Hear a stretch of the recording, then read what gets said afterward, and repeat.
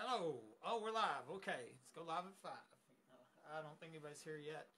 And I tried to post a few minutes early and say that I was going to do this, throw out some ideas. Thought I would welcome some questions. If somebody has, has a question and they'd like answered, maybe I can get to it. On my Facebook, I posted several of the stories that I posted about today, and I can go over them and talk about them. Or, if somebody's like, hey, I want to ask about this, then I'll try to answer that. And so I've got my secondary computer here and my desktop, and that way I can and see what's going on a little bit better and then talk to you. And hopefully you can hear me. Can y'all hear me okay? I'm going to try to speak up. Sometimes that's a problem. And so let me look here. Go live at 5. If you got a question, then comment it below and I'll try to answer it. No button. Hey, there's Elizabeth. And so then I went over a few of the Facebook posts that I did today. And let me tell you one thing. Today's the 27th, January 27th, 2019. And 7 years ago today was the day before the murder attempt, before I was shot inside my home. And of course it was another day. Back then it was Friday, and because I was shot on a Saturday. But what's important to remember is that my first call for a burglary at this home was 14 months before that. And by the time that the 28th got here, I had already called the police more than once. I'd called the Texas Rangers. I talked to a Texas Ranger. I had talked to an FBI. And I had reported a suspected tunnel to the DEA 2 weeks earlier. And that was actually two DEA, the El Paso DA and the Midland DA. And that can be proved from my cell phone. They never looked. And so there was a history of these burglaries going on at this house. And then when I moved here in 2008, the young previous homeowner, Mike Lawhan, 27 years old, he dies a couple weeks before I closed on the home and moved in. And I was told it was an accident, and I had no reason to think any different at the time, And it was only till after I got shot, and then I started figuring out that there's, 2 death notices for him.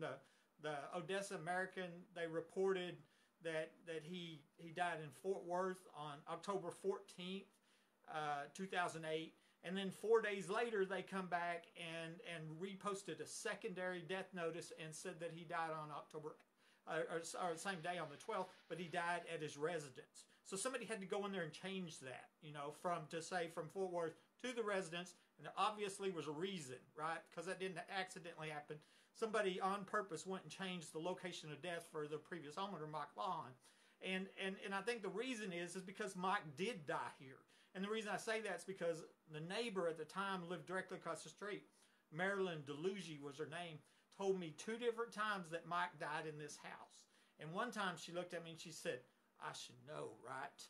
And yeah, you should know. She lived right across the street, okay? And she also told me somebody else died here in this home before he did, okay? And I've wondered if that was the still missing man, Rini Escobar Sanchez from Odessa. And he went missing 3 months before Mike Lawhan died, okay? This is all in 2008.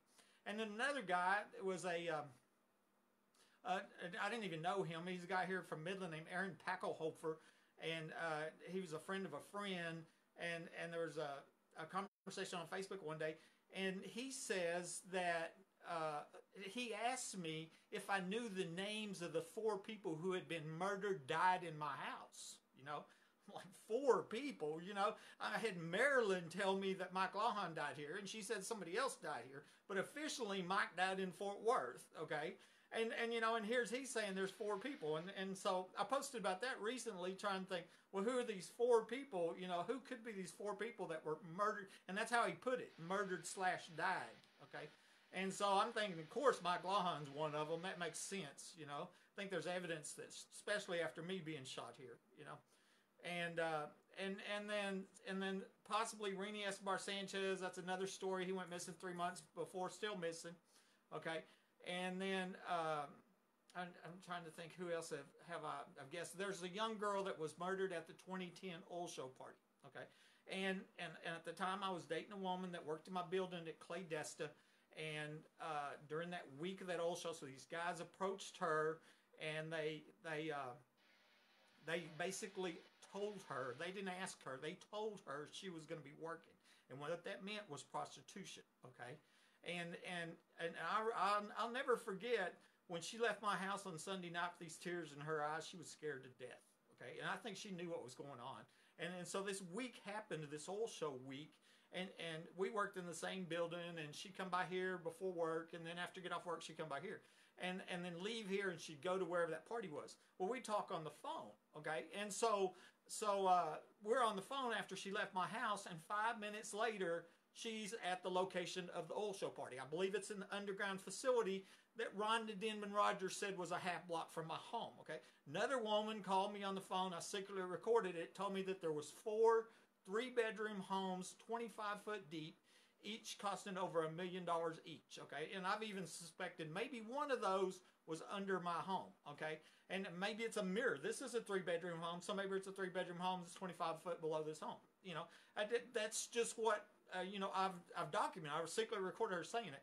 And then there's another person at a store one day. I'm telling him that, yeah, I knew about it. I've got 4 or 5 different people that's told me that they've known about this underground facility, okay? So I think that's where the oil shade parties were going on. I think that's where the young girl was murdered in 2010 that my friend told me about, that she's there. So back to that story. She was coming over here during this week, and this one morning, she comes here before work. We're drinking coffee. We're watching TV, and there's a story. There's a train wreck or something she's interested in. And then she tells me about this girl that didn't wake up, okay? Young girl didn't want to prostitute, okay? And it was my understanding they murdered this girl. They killed her, okay? And because she refused to prostitute, okay? And so I'm like, we got to report this, because that's what normal people do, right? I mean, she's telling me that there's a murder here at this party she was at. And, you got to, well, I'll go with you. It's no big deal. We'll go to the police. We'll report that. They'll take care of it. That's what the police do, right? It's what they're supposed to do. It's what they do in other towns, But then she was afraid, okay, and told me that high-level police were there at this party, okay? And so we were disagreeing about that. I had to go to work. And then I get off work, and I get a call on my company cell phone, number 432-209-6494. Check the call records. From a Midland police officer, threatens to arrest me, okay, if I talk to her again. And she told me about a murder that she was a witness to that police were involved in. I'm trying to get her to report this murder, right, that police are involved in, and I'm getting a policeman threatening to arrest me if I talk to her again. I've never talked to her again. And so I've told this story hundreds of times. I believed it with all my heart when she told me. I believe it did happen. And even right now, if you'll go out there on the internet and look whatever, KMID has a news story in 2013. The remains of a young girl were found in Midland County. She was between 14 and 21 years old, and she's not identified. And I bet you it's that girl that my friend told me about that was murdered at the 2010 oil show party when she refused to prostitute for these sex traffickers in the area. Okay. That might have happened under this house in the underground facility Rhonda Denman Rogers said was under this house, okay? And so that might be one of the 4 people. And so all that was to throw in that 4th person. And then another person that might have died in my house was possibly this landman attorney that's from Midland named Matt Hyman, okay? And so 2 weeks before my phone lines are cut and I'm ambushed and shot inside my home on January 28, 2012, I noticed that somebody was trying to come into my bedroom. Now, remember, I'd been having crimes, felonies been committed against me for over a year, okay? And what had happened was I had just separated from this 3-month marriage, less than a month before, okay? And then after I separated, I decided that I was going to stop these crimes. I was so tired of it, that was years ago. I was going to stop these crimes, And so I found some tear gas. I made some videos on that. Tear gas in a canister. It's called Clear Out. Okay, you push the button and it goes off like a bug spray thing, And I promise you, don't want to. It's called Clear Out because it clears people out of the room. You throw it in a room in there, and then people get out of there. Okay, so it's perfect for the attic type deal. And so I was going to tear gas the attic. I'd already done it before with the ex-wife while we were together, but I was going to hit them again. And so one night I did, and this was just a few weeks before the murder attempt. It could be a motive for murder because I tear gassed my attic, okay? And so I went to bed, pretended to go to sleep, and because they're sleeping here, and I know that. And I wake up, run to the breaker box, I shut the power off. What I'm trying to do is kill the power to the house because I want to put them in the dark. Because I know that they steal my electricity, they steal the heating and the cooling. You know, it's not free. They're not taking my TV, they're stealing services from me. And so that's why I killed the breaker, was to kill the lights, to put them in the dark, okay? And then I already had it set up on them tear gas cans where I punched the button, and it had a tube that I drilled a little bitty hole in that and the ceiling there. Punched that button, and started filling the attic full of tear gas. Okay, well, they're not being quiet. You know, a lot of times they're all sneaking around. You can still hear them. You know, even when they're sneaking around. You know, but I mean, they ain't being quiet. Boom, boom, boom, boom. They're making all kinds of racket. You know what I mean? Of course, I'm the only one here that can hear them. But I mean, they're panicked trying to get out of my attic. Of course, there's a hidden entrance into the attic. Same thing that they come up from underground, up a hidden wall or a modified wall, and get up in that attic. You know, so a wall with enough crawl space. And so I got them good. You know, and I was wanting to stop the crimes. You know what I mean? That's what that's what I was trying to make a point. Don't quit coming, breaking into my home. Leave me alone. I just want to live in peace. You know, I mean, I moved to Midland with hope and excitement here, and it's been a nightmare that won't stop. You know, I spent my life savings on the American dream, you know, home ownership. And so, but the next day I got home from work, and at lunchtime, opened the door, and I hear somebody moving across the top of my ceiling, my attic up there, and they're coughing, okay, you know, and then they're coughing because they got tear gas the day before, you know, and I knew at that point that, you know, they're relentless. They're not going to stop their life of crime, you know, and as I said, they're thieves. The bottom line is they're stealing from me. You know, and that's besides the spying on you and all the other crimes that go along with it, and attempted murder and everything else. But at that time, I decided, you know, I'm not going to do that again. If I wanted, I really felt like I'd just go back and get 10 cans, 20 cans, and all of a sudden nobody walks out of that place. Because that tear gas is strong stuff, you know. But I don't want to kill anybody. I want the police to come over, arrest the criminals, and let me live in peace. That's what I've wanted all along, you know. I want my name cleared. I want the crimes to end, okay? And so, anyway, all that whole story on tear gas in the attic right before I was shot, I was worried about retribution. Here comes Saturday, January 14th. 2 weeks before I'm ambushed and shot in my home on the 28th.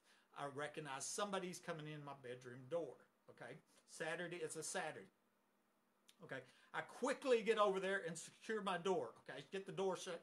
And I'm concerned because, like I said, I've already hit them. I hit them with that tear gas. And I'm thinking back that when I first looked at this house, okay, with the very first day, October 1st, I took pictures. I should turn my scanner down. Sorry about that, guys. But the back door, I got a picture of it, and it was fine. And then 28 days later, I'm at the home inspector here, and there was a hole where the doorknob was in the back door, okay? And so I had a picture a month before showed it wasn't there. So in that month, we know somebody kicked in the door, and during that month, Mike Lawhon died.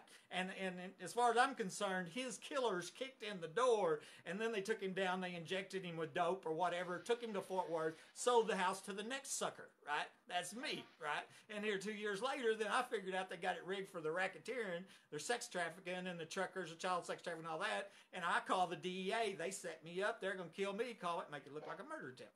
Anyway, I'm worried about them breaking in, kicking in the door because of what happened to Mike Lawhon, because of the door. I get this idea, and I give God all the praise and glory that I'll put electricity on the doorknob. I used to be an electrician at one time, and there was an extension cord in the closet over here, and so I went and grabbed the extension cord, and I got my knife, and I stripped it off, and I stripped the black wire, the hot wire, and I wrapped it around the doorknob, and I plugged it into the wall. Okay, so now they come in that door, all of a sudden they got a surprise coming, okay? And I mean, we're not, oh, might be, could be. I mean, there was absolutely 100% positive they're in my house, and they were trying to come in my room. And these burglars have been breaking the house for a long time, but they wasn't trying to get inside my room, right? And like I said, I was worried about retribution because I'd hit them with that tear gas, okay? And so that was a long night. It really was, you know. I mean, it was a sleepless night. They made lots of noise. I knew they were there all night long. And And so anyway, that ended. Then that next week, that ex-wife comes by, and that's when she brings my life insurance booklets back. I didn't know she had taken them when we separated at the first of the month or at the end of the year. And when she brings them back, that's when I figured out she had taken them. But she also filled out divorce papers, which I filed 5 days before I shot. Okay. As soon as she comes in the door, she opens the door and she looks at me with a real smart mouth, and says, "Hey, you sleeping?" She knew what happened. As far as I was concerned, she knew exactly what happened on that Saturday night where they were trying to come in my bedroom. It was a night of terror like you can't imagine. And also around that same time, when you look at the dates, that's around the same time that the other guy was shot with a shotgun 11 days before me. Dr. Hinton stated he compared my x-rays from the 17th, January 17th, to others I had taken on January 19th when I was shot on the 28th, okay? That told me somebody else was shot with a shotgun 11 days before me, okay? And around that same time was the same time that the insurance booklets were brought back, the same time that I put electricity on the doorknob and all that was going on, and I was filing for divorce, okay? So and let me move a little bit further then after I get shot and I'm at the hospital, then I'm thinking, I wonder if somebody died, okay? And so I go searching the obituaries, okay? And I'm going to step over here and turn down the scanner because it's busy today. Okay, so anyways, I find an obituary, okay, for this. Here we go. It's going to be much better. I find this obituary. Okay, I find an obituary for this Matt Hyman, 33-year-old. And it tells me in the obituary that he was a landman and turned attorney. Okay, some of my top suspects are landman. And the reason is because they're like the wheeler dealers in the oil field. They're the ones that I would suspect to be involved with oil show prostitution parties. Okay, and there's already some other landman that are already on my suspect list for other reasons. So a 33-year-old landman died on January 14th. 2012, 2 weeks before I'm shot, the day that somebody tried to come in my room, I put electricity in the doorknob. So I posted about it on my Facebook, okay? And I was asking the question, because I have the right to ask questions. I didn't make an accusation, right? Because I have no proof. I asked questions, I state facts and ask questions. And there was 2 people that got really upset. I was threatened over this, okay? Friends of Matt Hyman, because they don't want me to ask questions, right? And one's Brian Hillman, the other one was Chris Mertz, And Chris Mertz was a landman that worked for my company on my same floor. That's kind of interesting.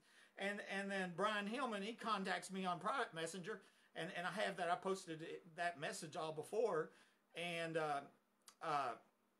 it threatens to sue me. And I'm trying to explain to him, hey, they murdered this girl, the whole show party, all that. He don't care about any of that, You're going to threaten me that you don't want me to say anything. Come find out he married Matt Hammond's wife or whatever. Well, also on the same post, the former sister-in-law of Matt Hyman was my nurse, okay? And so I think I'm going to ask her some questions because I can eliminate him as a suspect. Because that's all I'm trying to do is get some questions answered. And was he here or was he not? And so if he died in a car wreck in North Carolina, it wasn't him. It's a non-deal. You know what I mean? Brian Hillman don't have to sue me for asking questions. You know what I'm saying? And so I'm asking her. I said, well, how did he die? I mean, that's just, that was to eliminate him. Oh, he had a heart problem nobody knew about. He just died. Really? Electricity stops the heart. I asked her. I said, was he messing with electricity? Oh, no, he wasn't messing with electricity. Just him and his wife sitting there and he died. Well, I'm thinking, well, I wonder when he died, okay? Because if he died in that morning, I know it wasn't him because this was all going on in the afternoon and the evening, okay? And so then I can eliminate him, and then, well, it wasn't him, And so when did he die? Well, he died right at the same time that I had electricity in my doorknob, So none of that, just, as far as I'm concerned, left him as a suspect. The other thing, if you think that out, then that, I know it doesn't make sense for law-abiding citizens, but for a criminal mindset, his friends that were with him or whatever, they might go, oh, it's his fault. It's Buddy's fault that our friends died because they were breaking in my house trying to kill me, in my home trying to kill me, and they get killed and they want to blame me. That's what I'm talking about, that criminality, criminal mindset, you know. We were breaking into a private home to murder a guy and he put electricity on the door to kill us and it's his fault. So now we got to kill him because it's his fault. See, you see how stupid that is?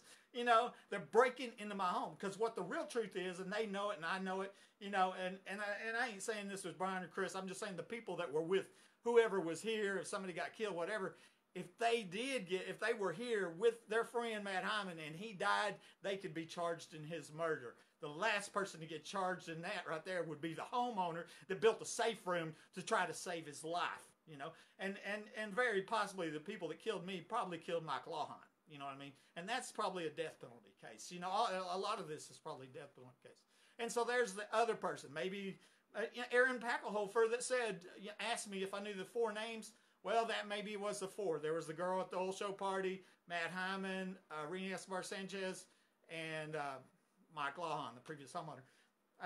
Just speculation, though. Right there, I was guessing. You know, there's things we know, and you know, another we just take the evidence and could be this, could be that. Okay. Here, let me see there. Come on. Yes, and here I just got somebody posted up there that I have the right to protect my home, and that is exactly right. I do have the right to protect my home. And see, that's where this whole thing comes back down to, is because if this happens in the street, it's a whole different scenario.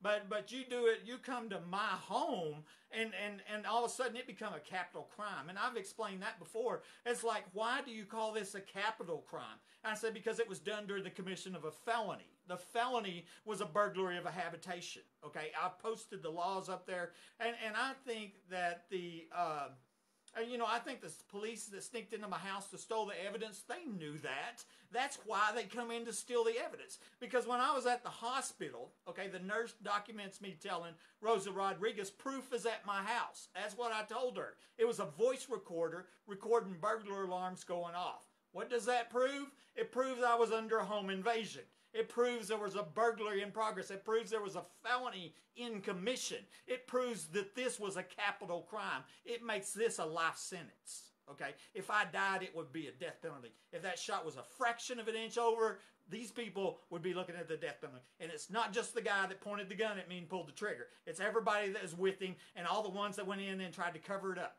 whether it's stealing evidence or spreading lies. Okay?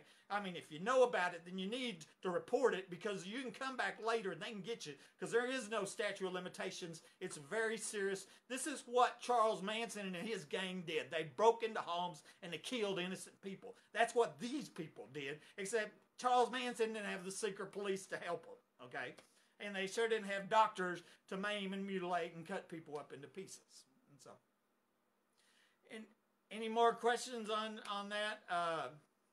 There's a, what do you call it? The castle doctrine. And why won't they do anything about it?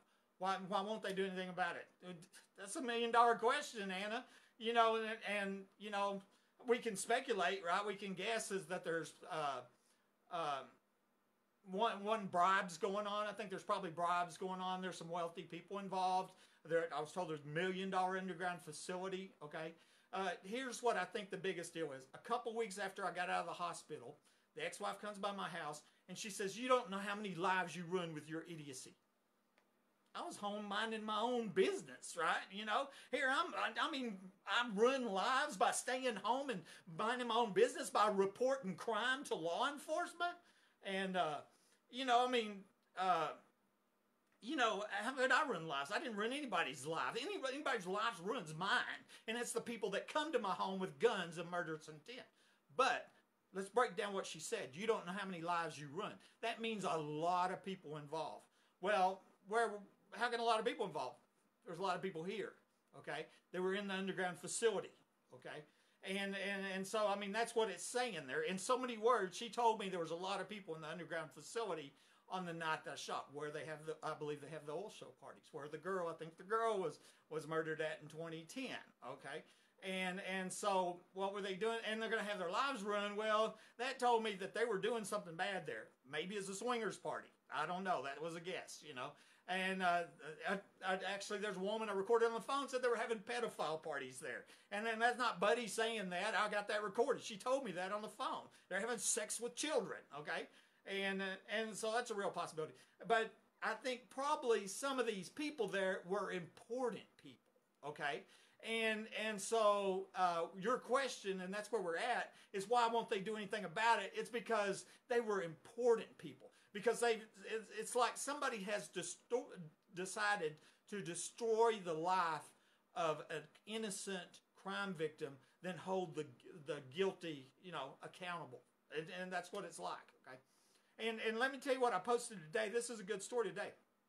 And it connects to what we just talked about. If there was a lot of people here, okay, why were they here? Okay. And I went looking to say what would brought a lot of people into town on that week, on January 28, 2012, okay? So a lot of people were here. And what I found is Midland had a developers conference forum, okay? Real estate developers were in town. 45 of them had signed up. 70% were from out of state. These are rich people put in apartment complexes and movie theaters and businesses and big businesses, okay? Money people, okay? So they were here Thursday and Friday. I've got their schedule. On Thursday, Texas Secretary of State Esperanza Hope Andre was a featured guest speaker here in Midland on Thursday. I'm shot on Saturday. Okay, on Friday, they were still meeting. It didn't end until 2 o'clock on Friday afternoon. And at 10 o'clock the next day on Saturday night, I'm crawling out of my house, you know, with my phone lines cut. Okay, questions been asked. If you have $1 million underground facility, playground, right, and your friends come in from out of town, do you take them in there and invite them and show them a good time? Okay. And what if they set them up to blackmail them? Okay. They get them, yeah, come down here. We got this. Nobody knows about it, though. Their laws don't apply. It's underground. You can do anything, etc., whatever. It's $1 million, you know. We can do what we want because we're rich, whatever. Okay. And they get them down there, and next thing you know, what they don't tell them is they plan on killing Buddy that'd been tear gas in the attic. And they make them a party to a capital murder because 5 people break into a home and one person gets trigger happy and shoots a homeowner. All 5 of them get the death penalty. Okay. And it always upsets them. They're going, I didn't kill anybody. I was just there. Yeah, well, that doesn't matter. You're there. It's the law of parties. Okay. So you get 100 people under my home, right? And one person cuts my phone line, shoots me with special ammunition. That's something I hadn't talked about, right? This is premeditated, capital attempted murder. Shoots me and watches me die, whatever. All of them can be charged. Okay? So now you can blackmail them. Okay? And I ain't saying that happened, you know. I'm just, you know, going here, what if, and using some of the evidence that people told me, you know, as you don't know how many lives you run. Something has to explain a dozen secret police, you know, and you know, I mean, that's not common. That's the first known secret police gang since Nazi Germany. Something has to, you know, has to explain that, right? That's huge, okay? Faking x-rays and dismembering a crime victim, that's not a little thing. That's big. And it's not a what if, could be, might be, but he thinks. It's proved. The timestamps show it. It's absolute proven. We're at the point now, it's just absurd lawlessness is what it is. Because the evidence and proven part is way, way past it, you know. We're not waiting, oh, you hadn't proved a tunnel and you hadn't arrested these people. We ain't waiting on none of that. We got so much proof, it should have been over a long time ago. I mean, the first time in the history of America, a crime victim had to pay money to get police identified that were caught on camera in his murder attempt. You know, they're from different states, counties, and agencies.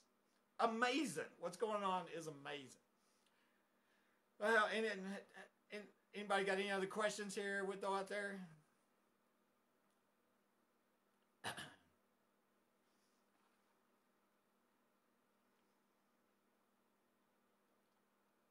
The courts, right? You know, I get asked this a lot too.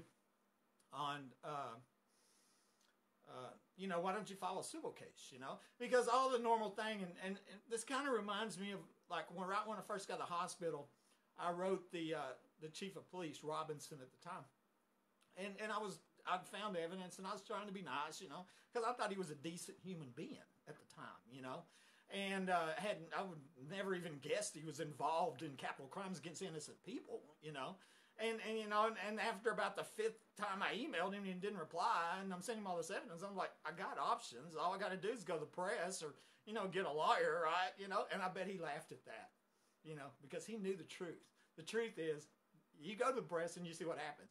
Because in the last 7 years, I've contacted hundreds of local, state, and national reporters with first ever huge news stories, international headline news stories.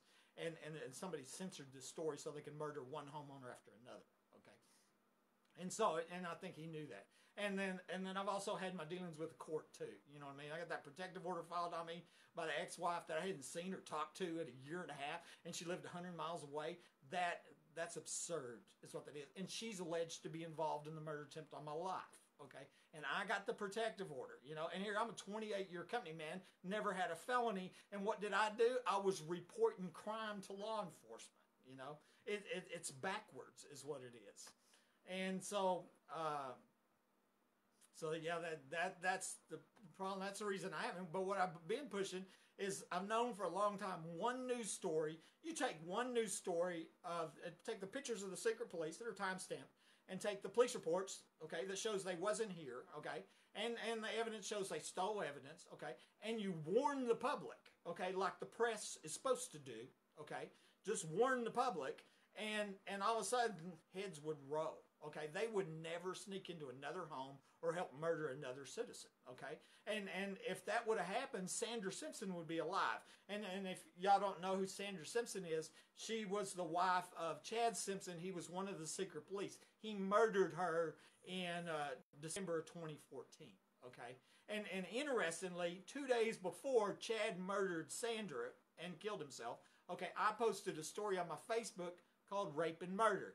That was a story about the young girl at the oil show party and the guy that had called me on the phone. I even wondered if Chad was the one that called me. Remember, I said, check them phone records, find out which cop called me, and obviously he was one of the ones at the party, okay? And 2 days after I posted this story called Rape and Murder, Chad Simpson murders Sandra and kills himself, okay? Well, there's lots of people asking, why was Chad not arrested after he'd been caught inside your house stealing evidence, covered the murder attempt on your life? Wouldn't Sandra Simpson be alive today? Yes, she would be alive. That's right. It would have saved lives. And the press has her innocent blood on their hands, okay? And so there's the problem with the press. And then in the courts, I explain the courts. So yeah, I totally agree. That's how come I haven't gone through the civil court system. Besides that, a capital attempted murder, proof that I wasn't shot with my gun means somebody else shot me, right? That makes this a capital attempted murder without all the other evidence I have, without pictures of secret police and all the other statements and all the other evidence. Okay, there is all the multiple people. Guy used to live in my house, Ricky Ronaldo, writes me and says, yeah, me and my brother used to go in the tunnels underneath your home. You know, 2 weeks before I was shot, I reported suspected tunnel to DEA. You know what that tells you? Somebody at the DEA is setting people up that call them and report crime to get murdered. That's what it tells me. Is that what it tells you? Now we wonder how many people called the DEA, reported crime, and now they're dead because they called the DEA and reported crime, right? That question has to be answered because somebody at the DEA is killing the people that are calling the good citizens doing their civic duty and reporting crime. And I gave you the phone number to check the records, okay? And so, anyways, if I see another question pop up, I'll try to answer it. I don't want to keep it too long. There's a lot to talk about. There's always more. I didn't even hit on the Haley Dunn stuff today, and that's kind of a side story. And you know, I think it's miraculous that you know, that's God's hand all over that. God saved my life as far as I'm concerned. They pre-planned my murder, bought special ammunition. You can find that on, you know, all that evidence is on my Facebook. They literally pre-planned my murder, bought special ammunition and shot me, cut my phone lines, and I was supposed to die, and he saved my life. But as a part of this, there's all this other. There's Renee Escobar, Mike Lawhon, and another one here is a year after the murder attempt in March 14, 2013, I wrote the Department of Justice Safe Child Project, And I suggested that they come here and they find these tunnels in this underground facility and they look for clues in the disappearance of the still missing 13-year-old Haley Dunn. That was a national famous missing child, murdered child. She went missing from Colorado City, Texas, which is about 80 miles from here. It was on all the news, major news networks and all that. And she was still missing at that time, you know. And of course, then I'd been shot. Well, you know, it's, you know, here's a trucking lane and the truckers, child sex trafficking people in the attic. You know, I'm thinking child sex trafficking, human trafficking. You know, I think a lot of this is probably connected to the same crime ring. You know, I'm going, what if Haley Dunn's connected to all this whole deal? You know, so I wrote the Department of Justice. 2 days later, her remains are found in Scurry County. Well, she had gone missing in December 2010, actually just a month or two after that oil show party is when she went missing. And so she'd been missing for over 2 years. And then as soon as I suggest that they come to my house and look here, then our remains are found in Scurry County. And okay, and I'm going to read that. I'll answer that in a question. I'm going to finish this story here real quick, Samantha. But and so now I've had multiple people tell me that the place that she's found over in Scurry County had already been searched, okay? And it was conveniently near a family member of Sean's or whatever, you know? Well, since that's happened, now I've got 6 people documented as saying that Haley was killed and or buried over in Odessa, you know?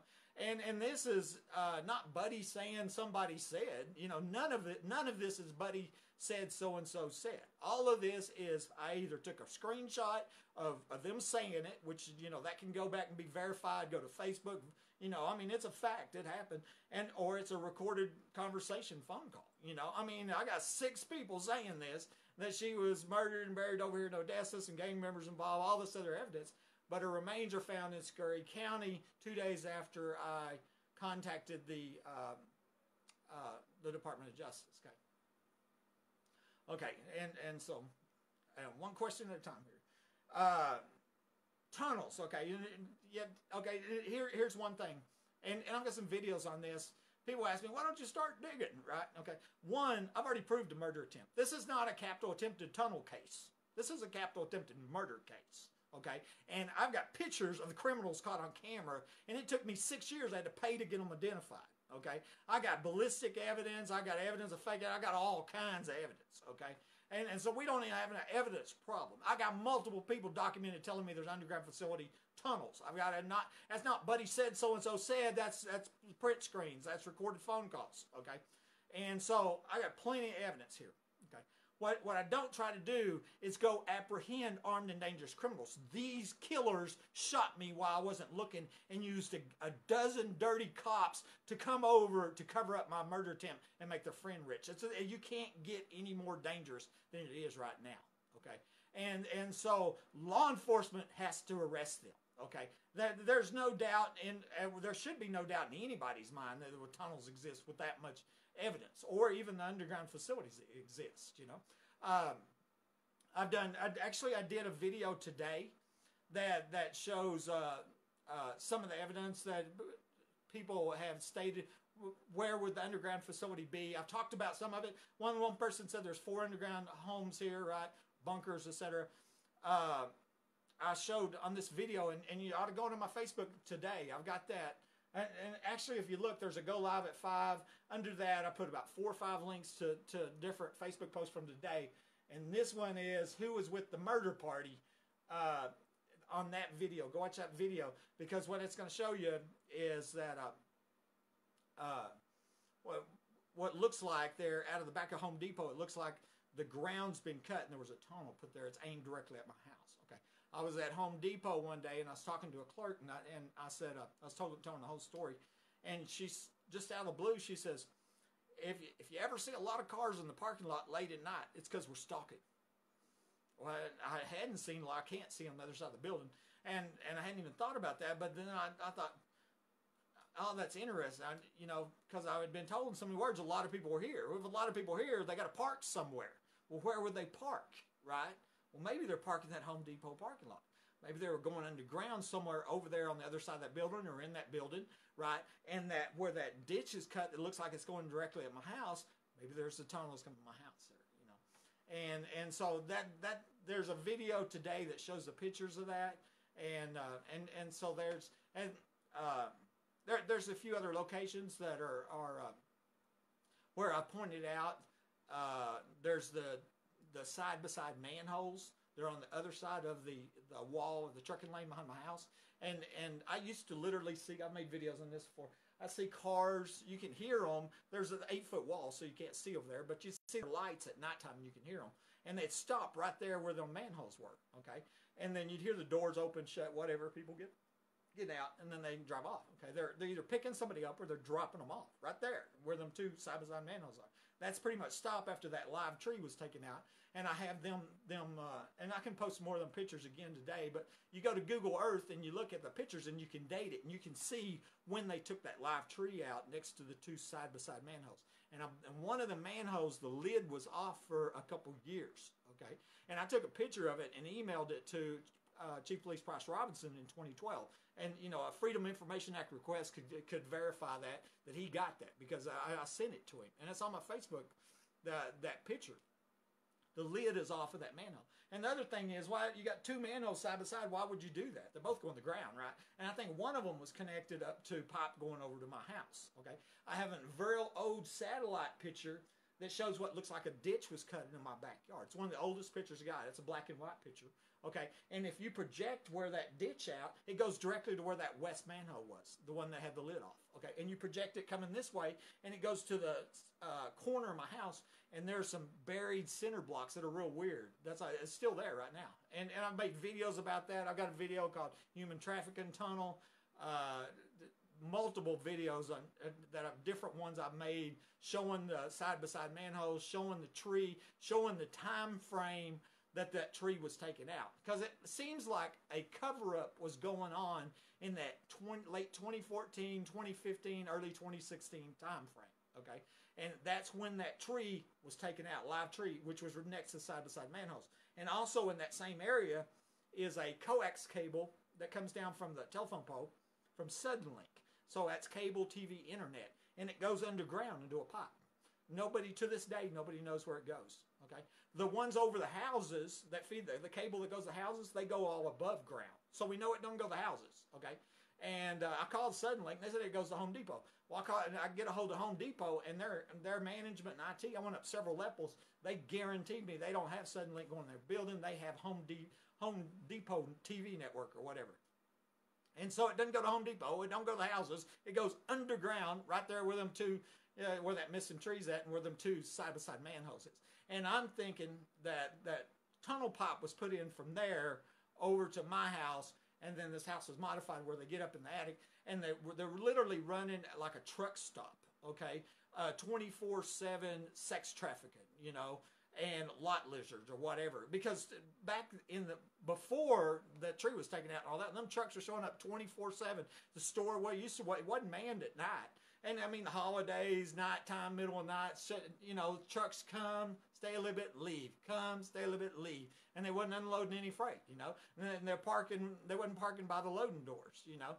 And you know, that's what it looks like here, that they literally, that's what was going on here. I think it was rigged for sex trafficking, child sex trafficking. I found a Lego toy on top of my HVAC filter, okay, on the attic side, okay, that wasn't there 3 months earlier or whatever. One time I got pictures of that. And so it is obviously dropped from the attic side, a Lego toy, a child's toy, okay, and that's when I wondered, you know, maybe children involved, child sex trafficking, fastest growing crime in America, you know. And that's what I said before, is that, you know, for these sex traffickers, that's their big money makers, is these children, right? You know, they're not out there going, I got a new grandma, you know. No, they're after the young ones, you know. And you know, real possible it's connected with illegal immigration, right? Because we're 3 hours from Mexico. And, you know, I know that the ex-wife, old late father, he had a river house down on the Devil's River, which flows into Amstead Lake down Rio Grande, New Mexico, by Sonora, okay? So we drove down there. It's like 3 hour drive from here to there. Stayed at the river house, okay? And it was real neat. They had this trolley that went down the mountain to the river, with a boat on it, okay, and remote control, okay. You hit the remote control, you sit, it had seats, you could carry 6 people in a boat down to the river, okay, and fish all day, go up there. I mean, and like I said, that connects right up to Mexico, right? Come back up, right back up, and we drove all the way down there 3 hours and back. I never seen any checkpoint, police, nothing. Not pulled over, nothing. I mean, and it would be the perfect place to smuggle drugs, weapons, terrorists, humans, etc. Just like this secluded truck unloading lane right here. I mean, anything could happen here because there ain't nobody watching it. That's for sure. And so I'm trying to think. There was another question Samantha had a while ago, and it scrolled off the screen. And on the Walmart, that's what it was. It was the Walmart tunnels. In 2015 was when Walmart did that surprise shutdown. This is kind of interesting, okay? And at the same time, America was doing Jade Helm as the first ever military operation. A lot of people were concerned about it, but we don't have a base here in Midland. I never see anybody in military uniform here in Midland. I think there is maybe in Big Springs. I don't know that. Y'all people know that, but I think there's in Abilene. I think there's a base over there in Abilene, and but there's no base here. And so I don't. I never felt like Jade Helm was. As far as here in Midland, that big deal. Other than we had 2 presidents from Midland, right, of course, and the Bushes. But one of the 5 Walmart stores that was shut down in 2015 that was weird and that made all kinds of news, conspiracy theories, and all that because they just overnight shut down and laid everybody off and said we have emergency plumbing problems. Okay. And then they didn't even have any plumbers set up. They didn't have no plumbing permits. They laid everybody off. The store sat there empty while they waited on getting permits. I worked for a big corporation. We didn't shut down a gas plant and then order our pipe. You know what I mean? That's $1 million money making operation. You have everything ready before you go to shutdown so you can come back up as fast as you can. Okay, and so that little story about, we got to shut down because of plumbing, and nobody was buying that. And so there was 5 of them across the United States, and one of them was in Midland, and that one was a half mile from this house. Okay, and so it caused all kinds of news across the country. I got a whole bunch of viewers from that for sure, because I'm the guy that's going, hey, I reported a tunnel in 2012, and 2 weeks later I'm shot by somebody under my home. And I have proof I wasn't shot with my gun, so somebody shot me, right? And then I catch secret police sneaking into my home, And so, I have no proof whatsoever. There's tunnels at Walmart, I just know I've heard of them rumors, but we can be sure that they're here. And really, I've heard of tunnels all over the place. Over in San Angelo, 2 hours from here, it's real famous. They had prostitution tunnels under that city. That's 2 hours from here. You think they didn't have it here in Midland, And I have one guy that comes and tells me that there's a tunnel going from the First Baptist Church that went to Midland College. I had people tell me there was tunnels downtown that connected the big buildings together. I've been told there was tunnels at the air base. Over and over, all kinds of people all over Midland, Odessa have told me various places where there's tunnels around here, But what I know for a fact is that 2 weeks after I reported suspected tunnel DEA, I'm shot by somebody under my home. Okay, that's a fact. Okay, and proven evidence there. So, all right. Any more questions there? That's I got a little sidetracked. If not, I'll close this down. I'll give you a minute. Let's see what I got here. I posted some foot pictures up there, and they blocked them. And that's a good question, Tina, and I'm going to answer that in a minute. And so it's called Foot Picture Summographic. The what I call the latest one, or the earliest one I have, is 13 days after I was shot. Okay, and then my next one, 17 days. Them were both censored. These are 2 weeks of healing, and they're still censored. And I think it's because they don't want you to see what they did to me. And what they did to me was fake them x-rays, and then they cut my foot to make it look like I shot with a shotgun when I wasn't shot with a shotgun. Keep that in mind. The evidence is clear. I was not shot with a shotgun. It's now believed I was shot with a .45 handgun loaded with a Glazer safety slug, which is a plastic tip pellet-filled bullet. Okay, and that's not by accident. Somebody wanted to make it appear to look like a shotgun so they could call my murder an accident, and that would increase the payout on the life insurance. Okay, so that's life insurance fraud too. And I actually notified, I sent a whole bunch of evidence to the life insurance company on this. Tina Bolton says, everyone is being paid off? Well, you know, I can't answer that because I don't know that. But I think there's probably has been a lot of bribes going on, you know. But I also believe that there's also blackmail and you know, and threats as well, you know. And so I think it's a combination of threats, blackmail, and then also bribes. And you know, obviously there's some wealthy people around here, and I think there's some wealthy people that are involved in $1 million underground facilities. And I think it's connected to human trafficking. That is, somebody told me the other day that is going, yeah, that's the biggest financial group, whatever, you know, next to drugs. You know, these human traffickers are powerful. You know what I mean? And so they've got their judges bought off or whatever, got their people bought off like a lot like the drug cartels or whatever. And because there's a lot of money to be made there. And I think at the end of the day, it's human trafficking. It's really racketeering. You know, these homes are rigged for this hidden access. I mean, one thing I didn't speak about is that it's not just Buddy. It's not just my home, okay? You know, unfortunately, I have a lot of this evidence, and I think there's an underground facility here, and I think it all can be solved here.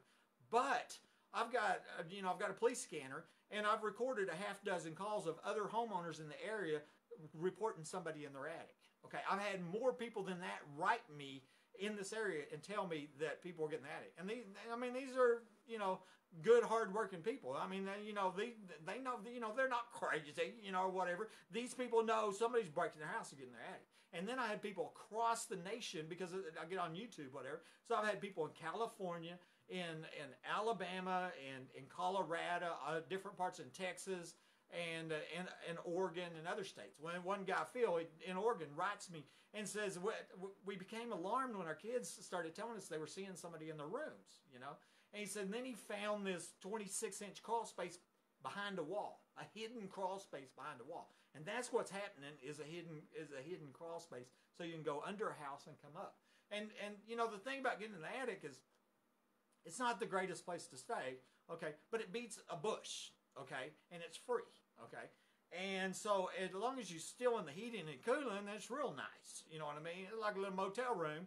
And so for a human trafficker, you got a product, you know, humans, and you got to store your product. And so you can either go to a motel room, $100 a night or whatever it is, $300 a night, or you rig these homes, okay? But if the homeowner figures it out, then you got to kill the homeowner and pay off the secret police to cover up the murder. That's what it is. So it is racketeering, because it's not only, it's burglary, theft of services, okay, them are both felonies, the privacy, the hacking, and then we get in the maim and the mutilation, the murder, attempted murder, and then human trafficking and all the others. So it's a whole bunch of crimes. So it is racketeering, okay? Tina Bolton here, they get dirt and make up dirt on anyone who can bring them down. The slander has been terrible, you know. I mean, it literally has. And you know, and the one thing that I'm very aware of is, see, that ex-wife told me that there was hidden cameras put inside my home back in 2011. She called them micro cameras. She told me that they knew how many seconds it took me to get from this side of the house to that side of the house. Okay, she told me that. Okay, and so really there is no secrets, you know. And so when people call me up or they write here on Facebook, you know, and I really feel like I have absolutely no privacy. I think they can tell you how many sheets of toilet paper I use. I really believe that, you know. And so they know everything. So lying doesn't really do much, you know what I mean? You know, trying to be secret and covert and anything like that, I get busted in a heartbeat, because I got somebody watching me all the time, 24/7. I suspect when it's all over, we're going to find out that they can track my phone. Maybe they have a tracker on my car. I don't know. And so with the lawlessness, you know, I mean, I don't know what else to do. You know what I mean? You can't get more dangerous. You can't run from them. You know, I have reason to believe that this crime started before I got here. The ex-wife told me, she said, you were chosen to buy that home. That tells me that that this started before I got here. I was chosen, okay? I don't know who chose me, but I got a feeling that they chose for Mike Lawhon to die, okay? And there's another word for that. It's called capital murder, and it carries the death penalty, okay? I mean, that's what it looks like. If they chose for me to buy this house, I got a feeling they chose for Mike Lawhon to die, okay? And then another story, what I talked about, is in 2002, well, here, let me go back. My dad is the first one that kind of informed me, hinted whatever, but that people in my family, after I was shot, was telling others that Buddy thought he had people in his attic of his Hobbs home, too, like I was crazy, okay? And I thought, what? You know, and I'm thinking back, in 2002, somebody had got in my attic. And what happened is my youngest daughter noticed the light was on in the attic, and I hadn't been up there. Okay, she's the one that noticed somebody had been in the attic. It wasn't even me, you know. But yeah, she's right. Somebody had been in the attic. I was going through a divorce with Cindy at the time. Okay, and so I suspected it was Cindy. And then a couple months later, Cindy accidentally leaves her voice on the voicemail machine when she answered the phone inside my home. So I caught her sneaking into my home. Well, I made the assumption Cindy was in the attic, right? Because I knew somebody had left a light on in the attic. So Buddy did think he had people in the attic of his Hobbs home, right? But I thought it was Cindy, okay? Well, she died a few months ago, you know, rest her soul. But before that, last year, we're in a conversation, okay, one night on Facebook, and I've got a record of this, whatever, and you know, and this gets brought up. And I said, there is no doubt. I had the proof, you know. And, you know, I went to my lawyer. My lawyer sent her a lawyer. You better not break my house again, et cetera, all this stuff. And I said, Cindy, we know you're in the house. I mean, you can't deny that. I mean, that's proven. I said, the question is, were you in my attic? And she writes back and she says, I didn't get in your freaking attic. And I thought, I think she's telling the truth. I bet she didn't get in the attic. And if Cindy didn't get in the attic, somebody else got in the attic. You see where I'm going with that? And I just got my 15% battery warning here. So do you see? So I'm thinking, what if that home in Hobbs was rigged? Okay. Interestingly, it was my first ex-wife, Tammy's parents built that home, you know, and they used to live next door. Actually, Violet Colvin used to live in the home next door, too. I wondered if there's a tunnel going to the next door home over there. And so I don't know. I'm going to have to end this. I'm running out of battery. And so it's been an hour, so it's pretty good. Hopefully we answered questions. It's a big story, lots more. I liked it. Live at 5. See y'all later.